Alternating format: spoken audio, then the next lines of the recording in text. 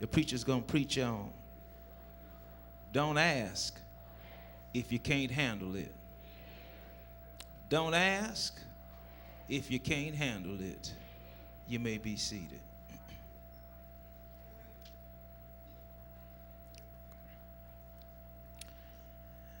Some years ago, a historical thing took place. It is also noteworthy to know and understand that for one of the few times in history, America during our lifetime was not involved in this particular historical event. This event took place in Egypt. There was a revolution in Egypt which removed the dictatorship of a president called Barak. The news media depicted this revolution as a nonviolent movement. Some looked at it as a replica of Gandhi's revolution in India. One of the major issues as to why this revolution began was the people were tired of dictatorship and wanted freedom, something like what Iraq is going through as we speak. Well, maybe right here in America, folk are beginning to cry out for freedom from folk who have the power to label them in order to disqualify them.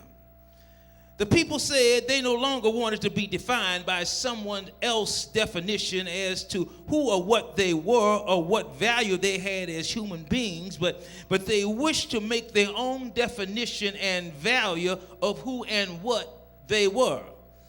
They wanted to assess themselves, because when you become to understand who and what you are, and you will no doubt reach a place where you will no longer settle for living in conditions beneath your value. Is that right? So the people decided to effect change so they could start to match who they really were and define themselves. And as a result, the people were screaming and crying to be free.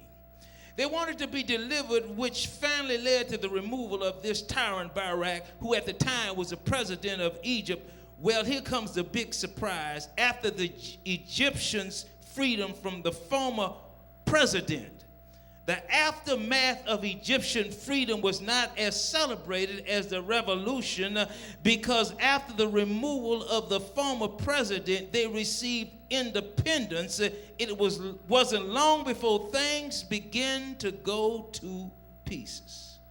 Freedom, yes, but after freedom, there was no preparation for being free. I wish somebody would talk to me.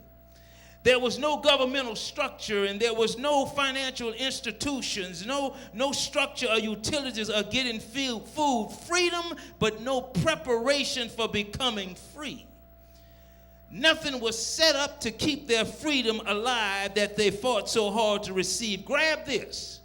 They wanted freedom, but they were not prepared for freedom when they received it.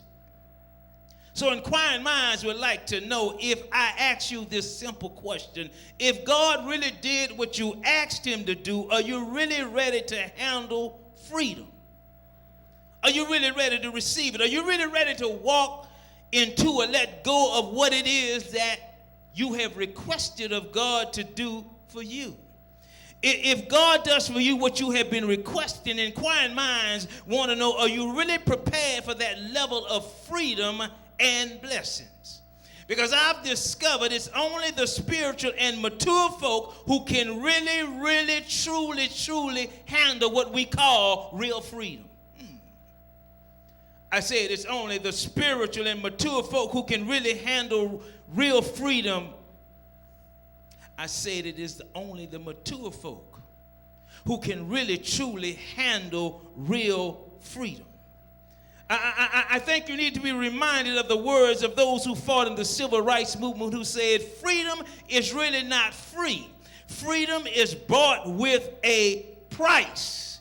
There's a cost to being free. And so I ask, are you really ready for God to take that weight off you?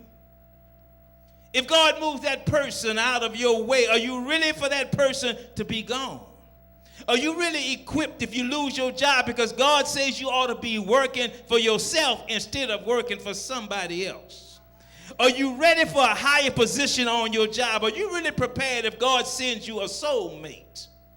Can you handle it if your children no longer need you? You've been begging God day and night to receive whatever it is for God to give you. You've been leaning on those promises where it says, my God shall supply all your needs according to his riches and glory. You've been praying to be empowered for what you are seeking for. You keep believing where it says, ask and it shall be given. Knock and the doors is open. But I want to know if God answers your prayer, when God opens up that window and pours you out a blessing that there shall be no room to receive it. I wonder, are you really ready for freedom? Here's the part that we miss. When it comes to asking God for anything, once God gives it to you, the weight and the burden of the responsibility of the stewardship rests upon you. God will give it, but you must be responsible to know how to keep it. I wish somebody would talk to me. I hate to say this, but ladies, don't do y'all Nick thing. But we as a people have some poor examples of knowing what to do with the freedom that we get. Hello, somebody. I see a generation who shows their lack of responsibility in knowing what to do with their freedom that was given to us. I mean, when people before us fought for equality, they fought for fair wages, fair housing, fair promotion on the job. You know what I'm talking about. You train them, and they get the job. Y'all have to talk. They never imagined that our greatest aspiration and our greatest desires would be to just live in an apartment and not go to school. Being satisfied making minimum wage if you would work getting food stamps so you could sell them. Just living off of welfare checks. They had no idea that the results of their fighting, bleeding, and dying, dogs biting them, police who were supposed to be protecting us would shoot us down like dogs and get away with it. They had no idea when they died for us to have freedom that we would be a people whose greatest joy would be to get fake Gucci's. Tricking out your car, playing Xbox all day long. Pants hanging down below your waist. Don't nobody, y'all don't want to talk. Nobody want to see your dirty underwear. Girls walking and going in Walmart or wherever in pajamas. Y'all don't have to talk. You 30 years old and still living with your mother. Laying up in the bed or couch all day long looking for a woman to take care of you. Is it all right if I talk, ladies? You are stupid enough to do it. Because I hear you say, I want a man. That's not a man, that's a boy in a man's body. Our forefathers really believed when they put their lives on the line and even died, the response would be a people who would live to make a difference so that their children and generations coming would live better than us. You don't have to talk. They didn't know that they were sacrificing so much so that you could go down to the mall and have more money in your closet than in your bank account. Ooh. They didn't know that they were sacrificing for us to be lazy and sit on your know-what and let the folk in the White House do whatever they want because you didn't want to go out and vote. They died so you could at least have a voice and vote, and yet you have the nerve to say, if I voted, it ain't going to change nothing. Well, so what? Go out and vote. Turn to your neighbor and say, go out and vote. No, y'all ain't saying it like, go out and vote. Let me ask you this question. Did Rosa Parks sit down on the bus for nothing? Did W.S. Lee stand up to the General Conference of Seventh-day Adventists for nothing? Did C.C. Cunningham stand up for the GC for nothing? Did F.L. Peterson, Charles Bradford, E.E. Cleveland preach for nothing? Oh, whew. What about Sam Myers? Did he preach for nothing? Did Joe McCoy bring the greatest retirement plan so that a pastor could retire instead of preaching until he died for nothing? Right here in Dallas, Texas, did Myrtle Lynn Beckett boycotting Dallas, Texas, outside of a World Youth Congress because the Adventist Church would not let a black in for nothing? Did Oliver Moore boycott for nothing with our forefathers who fought and died for this? If they had known, you would just up and leave the regional conference and go to the white conference because you don't like what's going on. You stay here and make things better. Oh, y'all don't have to talk. Did W.C. Jones die for nothing? I want to really know. I really want to know. I really want to know, are you really, really, truly free? Listen, they cried out to God for freedom. But in chapter 14, they are free. They are what, everybody? They are free. But they don't know how to handle freedom.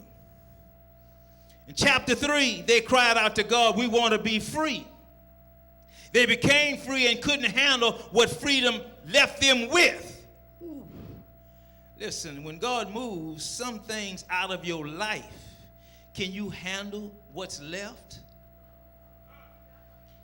If not, be careful what you ask God to take away, because you just might not be able to handle what is left. You throwing in the towel, having a pity party over what went down when you were the one who asked God to move it or move them or move you from them.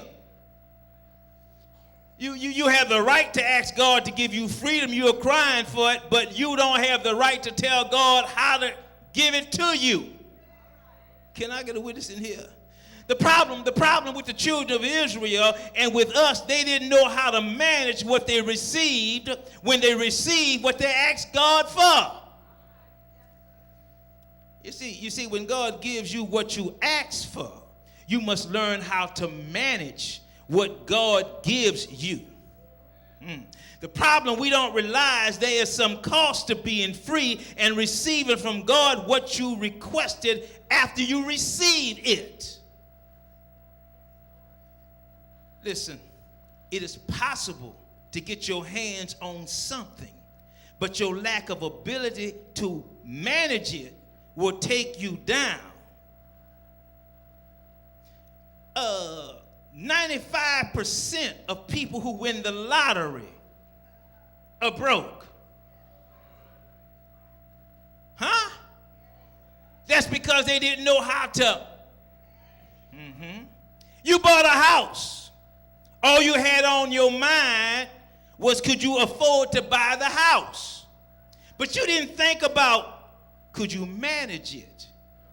Could you pay for the utilities? And so because you couldn't manage it, you lost a house and you back in an apartment. I wish somebody talked to me. They didn't know what to do to manage a marriage, because there's a difference from having a mate and being in a marriage. Having a child doesn't mean you know how to be a parent. It just means you know how to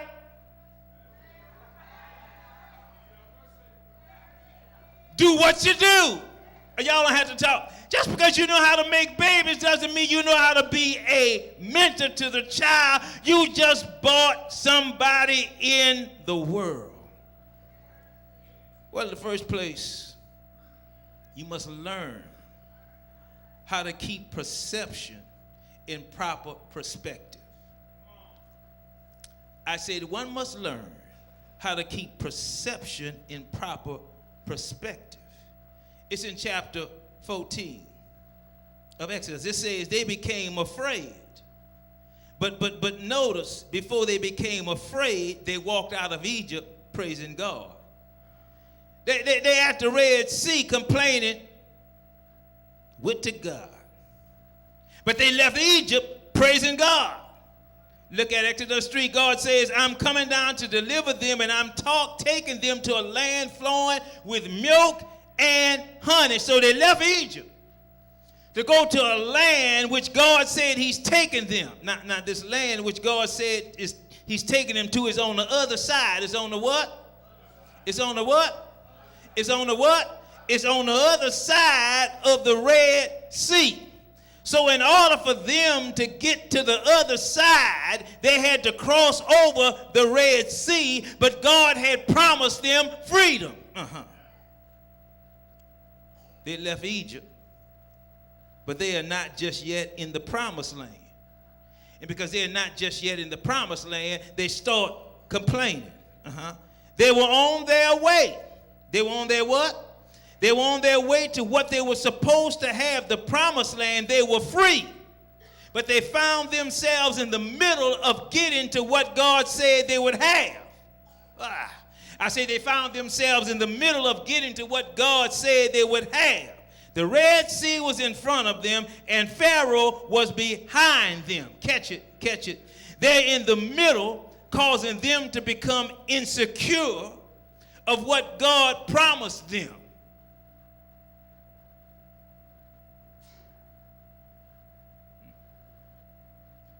I said they were in the middle, causing them to become insecure of what God promised them.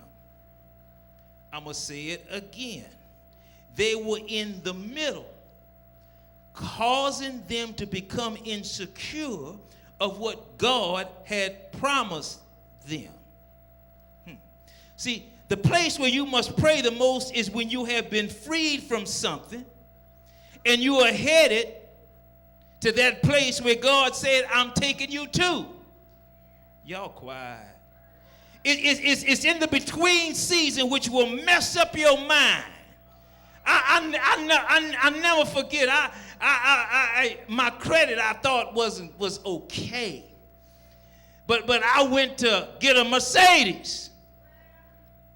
And I really, and I went to the dealership. Are y'all up in here? I went to the dealership and I was between a Navigator. No. I was between a Honda and trying to get a Mercedes. I had gotten rid of my Deuce and a Quarter.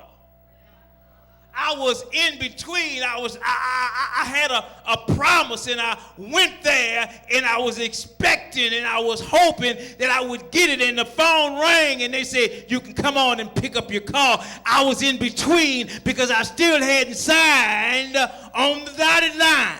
Oh, yeah. You got to understand, it's in the in-between season. It's in the in-between season. It's in the middle of the stuff that will have us insecure, which flare up, and I can get tempted to go back. You ever bought something, and after you bought it, they call it buyer's remorse? Oh, y'all, maybe I've been gone too long. I was just gone 1 week. Y'all ain't talking. Hey, you ever had buyer's remorse? And you bought it, and then you say, I wish I didn't have this thing. Buyer's remorse. We have insecurity because at least my Honda was paid for. It might have been smaller. It might have been a different ride, but at least it was paid for. But now I got this Mercedes, buyer's remorse. I like it, but I've got buyer's remorse. Maybe I'm just born to be by myself. I don't want him, but I'm tired of waiting on my Boaz. So I'm in between. I don't have my Boaz yet. I left Bozo. And I'm not at my Boaz. Catch this, I'm in between, so maybe I should have just stuck with Bozo. Maybe I should have stayed working for somebody. Maybe I should have not bought my own home. So right at this very moment, you are destined, but reality says you are struggling. Listen. Two things happen to the children of Israel. Israel had not yet developed faith. So the primary emotion was fear.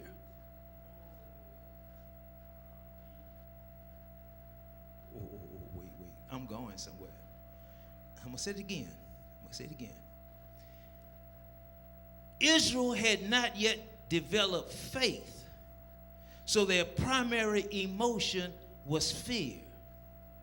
How many of us are afraid? Wait a minute. Let me bring it home. How many of us are afraid of leaving here and going there? I ain't. That's bad grammar. I ain't. Listen. Fear, in most cases, comes from feelings or emotions of sin. Fear is based on what you feel because of what you are seeing. I wish somebody would talk to me. Grab this. Fear is based on what you feel because of what you are seeing.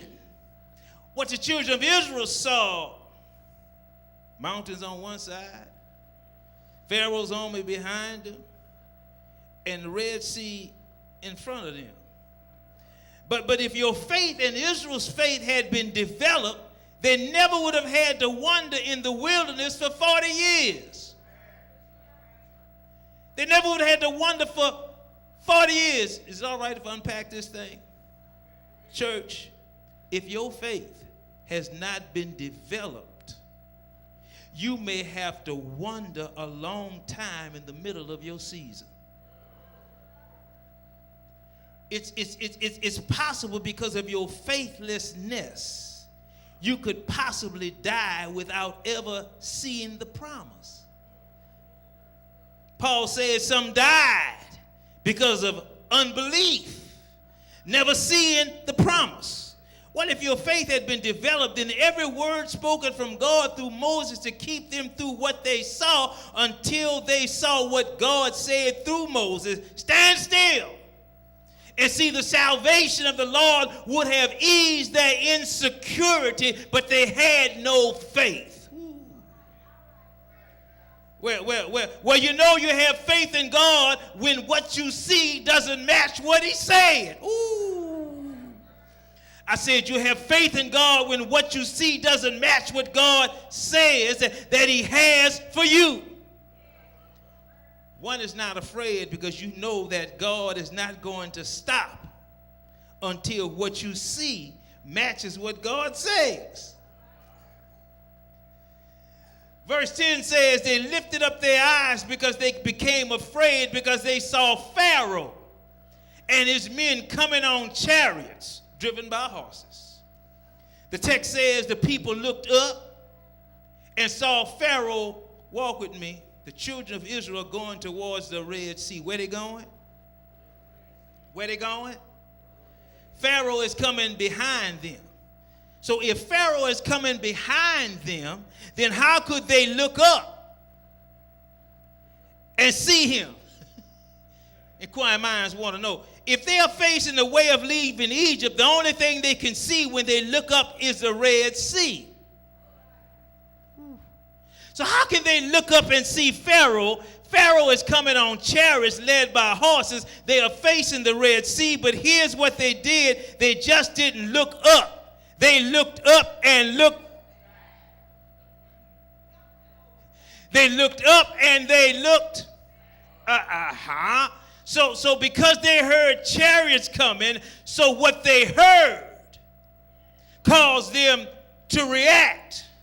What they saw isn't what scared them. What they heard caused them to react, making them question their freedom because what they saw said they were in trouble, which was based on what they saw and heard because they had not developed enough faith to believe in what they saw, or believe in what they were told, or believe in what they could not see, which was based on the fact that God said I'm going to not only take you to a land filled with milk and honey, but you will possess the land. Oh, preach, Pastor Cox. You will not only get milk and honey, but you're going to possess the land. Listen, that's why you should be careful what you hear. That's why you have to be careful to who you talk to. You must be careful to who you listen to. Be careful who you visit with, because they will put stuff in your ear that will mess up your mind. And you get messed up because of what you heard. Touch your neighbor and say, be careful what you hear.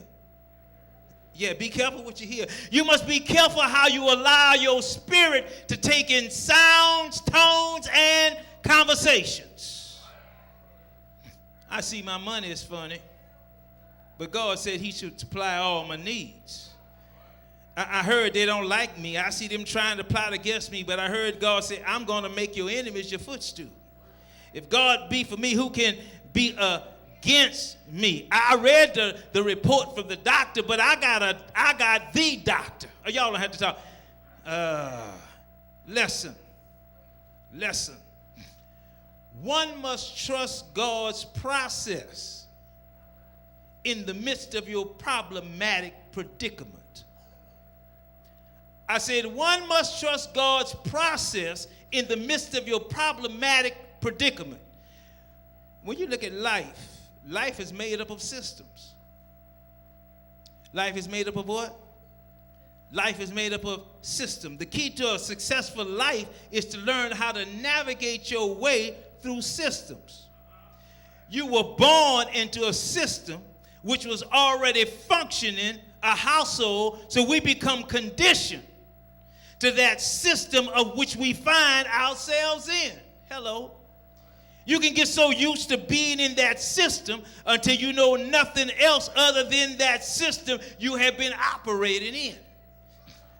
When I was growing up at Ephesus, when it was time for Sabbath school to end, they rung a bell. Some of y'all don't know about that, huh? Y'all looking at me, they rung ding, ding, ding, ding, ding, ding, ding. Y'all, anybody in here remember that? Come on now. They would ring a bell. And the question is, why would they ring a bell? Here's what you're saying. So the teachers could know it's time to stop. That was not the reason. The reason was because there was a whole lot of people in there. There was only one person that had a watch. See, you can become so conditioned to that system that anything outside your system is either wrong or abnormal. You can become so addicted to the system until the system can be your thought process to the extent that anyone who does not think like you is wrong or abnormal, to the point that your abnormal becomes your normal. So that when folk act normal, you think something is wrong with them, because what is normal for everybody else has become abnormal for you, because your normality has become out of your abnormality, because that's the system that you operate in. You operate in the system of frowning. So anybody who smiles, you think they're crazy. You get back into something that makes you frown because that is what you are used to doing. That's your comfort zone. You don't know how to handle having a good man because you're used to a system of abuse. Oh, help me. So when God delivers you from abuse and gives you a good man, you don't know how to treat him. Y'all don't have to talk if you don't, you know. Because being treated like a queen isn't normal for you. So you find here's what you do. You find yourself dumping the good man to go back to the abusive man, because bruises upside your head is normal for you. You look at folk around you shouting, look at them and say, it don't take all of that. You boozy. being boozy is normal for you. You look around at folk, but maybe those 3 Hebrew boys was boozy when they went into the fiery furnace. But I guarantee you, when they came out of the fiery furnace, they was jumping up and down, shouting and praising the Lord. Can I get a witness up in here? When you go through something, you got to learn how to praise the Lord. Now, here's the problem. For 400 years, Israel was locked into slavery. Now, they are slaves. One must remember, outside of the examples of the plagues, these folk really don't know God. They're only following God on emotionalism. They are following God because God did something sensational when he brought the plague. So when you only dial, get this good, when you only dial into God through being emotionalist and sensationalism, when struggle comes your way, you have nothing in your memory banks to handle your problem. So it's natural for you to say, I need to go back to the system I've been in. Which means you come to church, shout, and then run if the preacher or choir doesn't do it right. Your comment, the preacher didn't preach today and the music wasn't right, and nobody was at church today. I can't get over that no more. So when trouble comes in your life, you act like you don't know Jesus can and will fix it. God says, I have to put you through something to teach you how to follow me. Because if I don't do anything, I still want you to praise me. If God doesn't show me anything else, I'm going to always praise him. If I don't get my car, I'm going to praise him. It looks like trouble right now, but I'm not confused. It may seem like you're going in circles, but I'm not confused. And because I'm not confused, I know beyond a shadow of a doubt that God is able to protect me. I know beyond a shadow of a doubt that God is able to save me.